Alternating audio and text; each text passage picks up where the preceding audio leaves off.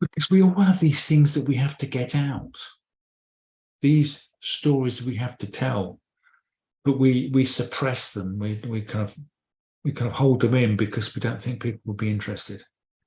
I think there's a night and day experience where people finally do tell it, and maybe they tell it in email, maybe they tell it as part of a presentation that they're giving at a breakfast meeting, and it creates this empathy. And people come up to them afterwards and say, I really enjoyed your story. It really resonated with me. It reminded me of a time when I did this. And it's only having that night and day experience where they go, oh, I need to tell my story. There have been a number of times when I did face-to-face, back in the days when I did face-to-face networking, and I stood up in front of a group of 20 or 30 people and told a story which was sometimes quite personal.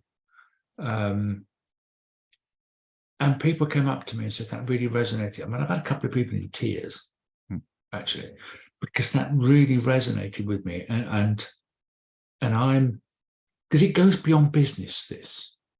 It's almost a question of agency. One thing that human beings lack is kind of perceived control over their own lives. And if you can go out and tell these stories and not cover them up, and it's salutary. I mean, that's why we do genealogy.